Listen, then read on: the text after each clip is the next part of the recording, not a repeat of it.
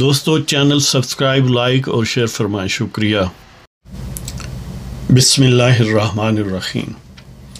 الحمدللہ رب العالمین والصلاة والسلام علی خاتم النبیین پاک وعز محمد منشا۔ السلام علیکم، کیسے ہیں جناب؟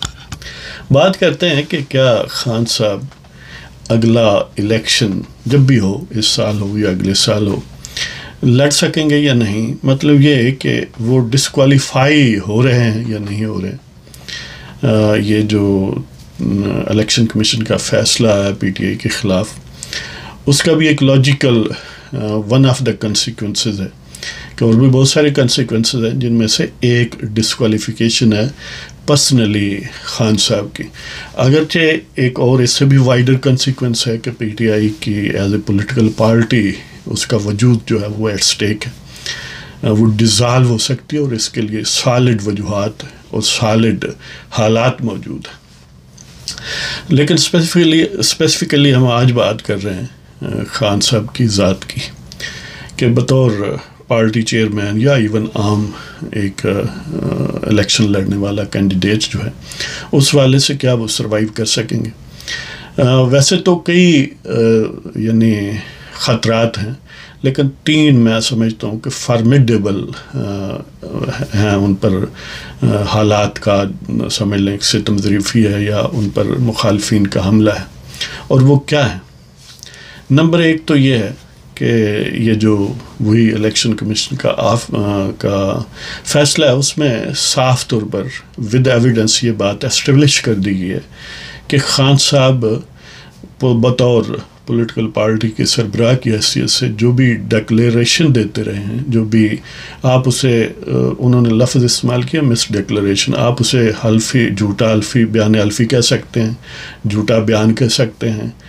جھوٹی قسم کہہ سکتے ہیں، کچھ بھی ہو، لیکن اس کا لیگل کنسیکوینس ایک ہی ہے، یعنی جو بھی آپ نامنکلیچر یوز کریں کہ انہوں نے غلط بیان نہیں کیا، اور ایک فارمل سین میں باضابطہ دستاویز پر ایک بہت جو سنجیدہ اور ریسپانسبل آئینی دفتر ہے، ایک کانسٹیٹیوشنل ریسپانسبلٹی کے ڈسچارج کے دوران انہوں نے یہ جھوٹ بولا ہے، اور ملٹیپل ٹائمز بولا ہے۔ اب اس پر ظاہر ہے یعنی کارروائی حکومت نے یہ اندیا دیا ہے کہ انہوں نے شروع کر دی ہے۔ مریم اورنگزیب جو وزیرائے اطلاعات جی، تو ان کا یہ کہنا ہے کہ دو لیول پر کام ہو رہا ہے۔ ایک تو انہوں نے کابینہ میں یعنی یہ اس بات کا ڈیسیژن لیا جا چکا ہے، ایک تو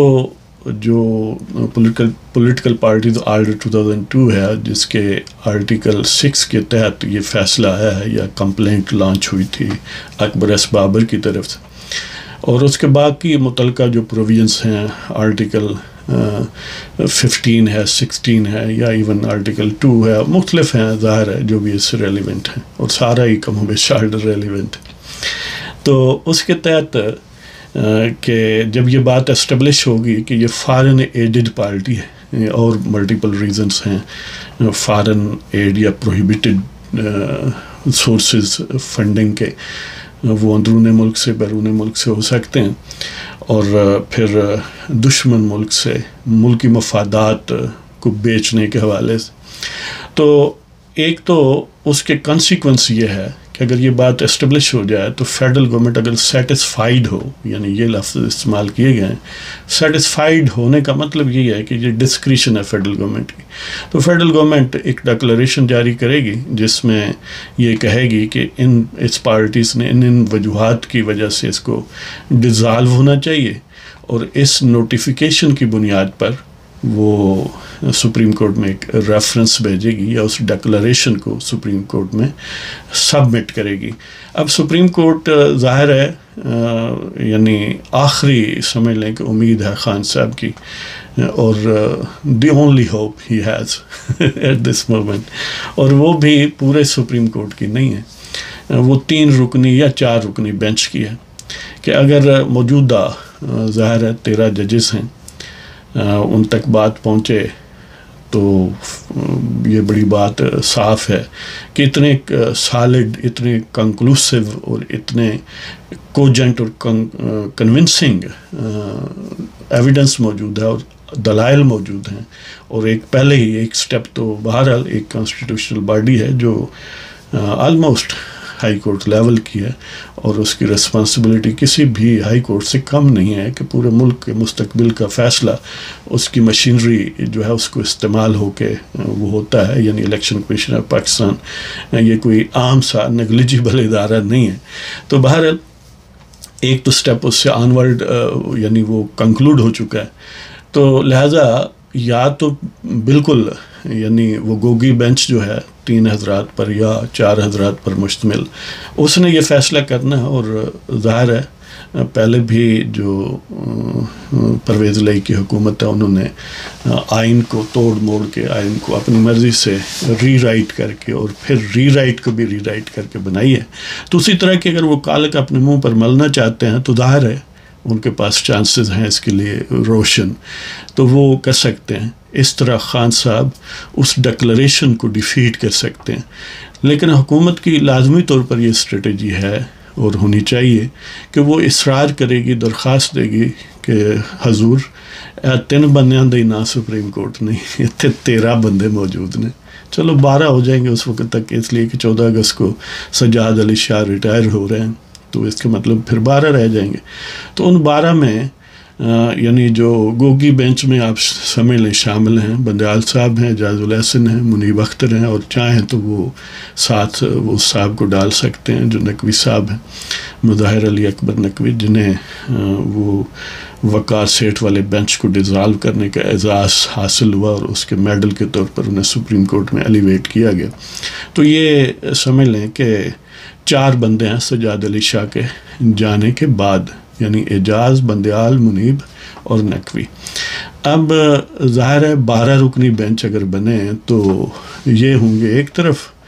یہ گوگی کی سائڈ پر ہوں گے، دوسرے آئین اور قانون کی سائڈ پر ہوں. تو پھر اس کا بچنا محال ہے، نہ صرف خان صاحب کا بلکہ اس کی پارٹی کا بھی جس طرح کی ایگزسٹ کرتی ہے اس وقت. یعنی ایک تو وہ شدید خطرہ ہے کہ وہ گویا یعنی اس کو اوائڈ کرنا خاصا مشکل کام ہے. یعنی اس سے بھی زیادہ شیم لیسنس کی ضرورت ہے جو پرویز الہی کو وزیر اعلیٰ بنانے کے لیے گوگی بینچ نے اختیار کی ہے. تو دیکھتے ہیں کہ وہ اس ڈٹھائی کو کہاں تک اور کب تک طول دے سکتے ہیں، اس لیے کہ اب ان پر بھی بڑا پریشر ہے کہ یعنی اب مخالفین جو ہیں وہ خاموش نہیں ہیں، وہ ووکل ہیں، وہ بتا رہے ہیں کہ بادشاہ جڑا ننگا جی. تو دوسرا چیلنج جو خان صاحب کی ایلیجیبلٹی کو ہے ایک اور لیول پر ہے، اور وہ یہ ہے کہ جو محسن شاہ نواز رانجھا صاحب ہیں، بیرسٹر محسن شاہ نواز رانجھا نون لیگ کے لیڈر ہیں سرگودا سے، ان کی قیادت میں کچھ ایک اراکین قومی اسمبلی جن میں آغا رفیع اللہ، آغا حسن بلوچ، صلاح الدین ایوبی، علی گوہر اور سعد وسیم شیخ شامل ہیں، انہوں نے پیٹیشن الیکشن کمیشن میں داخل کی ہے، درخواست دی ہے کہ خان صاحب جو ہیں وہ قذاب ہیں، وہ صادق کو امین نہیں ہے. اور یہ بات اسٹیبلش وہ کہتے ہیں اس طرح ہوتی ہے کہ 2019 کے گوشوارے الیکشن کمیشن سے لے کر ان کو چیک کیا گیا تو خان صاحب نے توشہ خانہ سے جو لوٹ مار کی تھی وہ اپنے اساس سے جو ہیں ان کو شو نہیں کیا جبکہ شو کرنا چاہیے تھا. تو اس بنیاد پر وہ کہتے ہیں کہ ایسے پہلے یعنی نامینیشنز پیپر میں اگر کسی نے ایک جھوٹ بولا ہے اور بڑا یعنی سیریس نیچر کا، جس طرح واڈا صاحب کے صورت میں ہوا یا جیلی ڈگری والے لوگ جو ہیں ان کے ساتھ ہوا، یہ ملٹیپل ہیں، درجنوں ہیں لوگ ایسے،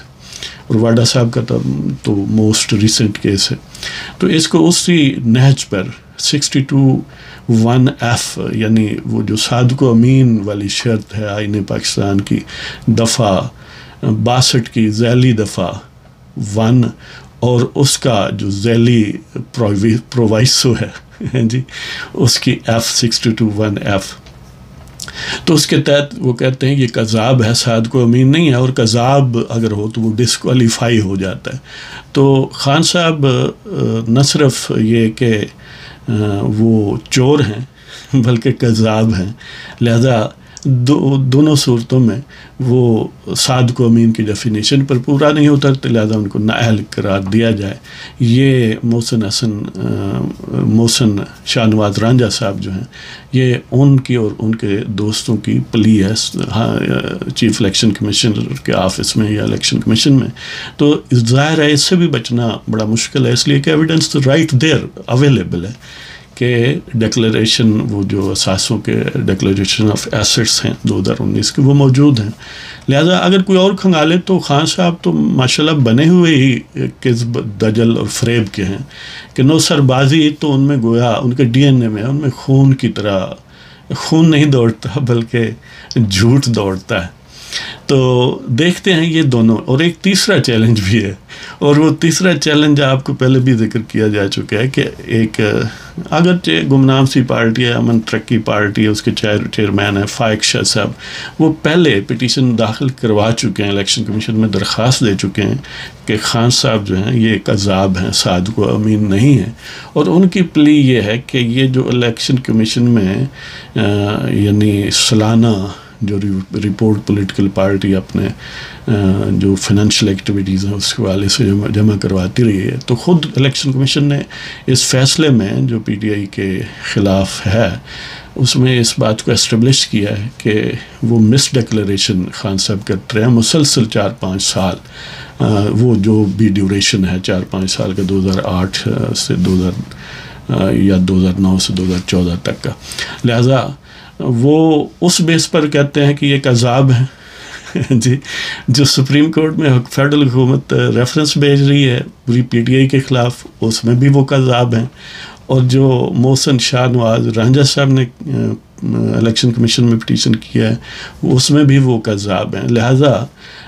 کس محاذ پر، اور ابھی اور بھی ریفرنس دائر ہو سکتے ہیں اور ہوں گے کہ کس محاذ پر خان صاحب جو ہیں وہ